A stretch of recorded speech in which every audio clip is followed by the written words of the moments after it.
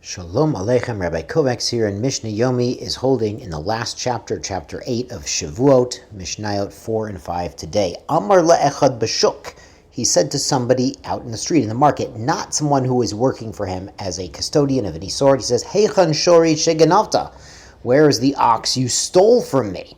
V'omer lo gnavti. He says, I didn't steal your ox. Ve'edim me'idin oto. Witnesses come forward, testify at him, sheganavo, that indeed he stole the ox. Meshalem tashlume kefil. He pays double, just like we mentioned yesterday. A shomer who made a false claim and he was the thief also pays double. But now we add this halacha, so we've learned this already in Bava Kama. Tavach umachar, if he slaughtered the animal or sold it to someone else, Meshalem tashlume arba v'chamisha. Then if it's a sheep or an ox, he might pay 4 or 5 times. Remember, the Torah has mercy on the ganav, and if it's a sheep that he carried off on his shoulders, it's embarrassing, so he would pay 4 times, and if it's an ox, it would be 5 times. Ra Edim, the thief sees that the witnesses to his theft are mamash mashin boin, they are approaching, and he gets worried, Amar Ganavti, so he admits that he stole. But I didn't slaughter it or resell it. Then even if he did slaughter it or sell it, Eino Mishalem Ela Karen, he only pays the principal value of the ox.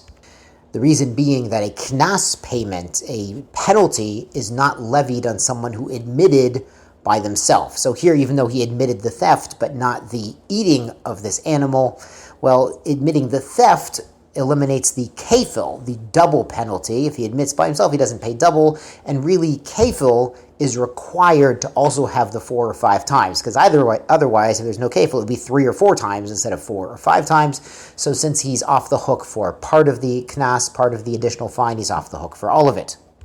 On to Mishnah Hey, Amar l'shoel. Back to custodians, he says to somebody who borrowed his animal, Heichan shori, where's the ox you borrowed? Amar lo met. The shoel says it died, but it didn't die. V'husha nishbar, it was broken, o nishba captured, o nignav stolen, o avad or lost. Or the custodian says nishbar, it's permanently broken. V'husha met, it died, o nishba captured, o nignav or stolen, o avad or lost. Or he says nishba, it was captured, v'husha met, o nishbar, o nignav, o avad.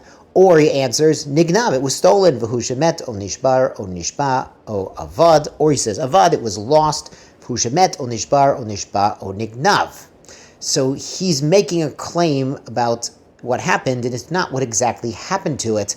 But in any of these cases, a shoel has to pay. The shoel is the opposite of the shomer chinam that we saw yesterday, who doesn't pay in any of these cases. The shoel pays in all of these cases. So the owner says, Mashbiach ani, could you swear to me? Amar amen, he says, amen.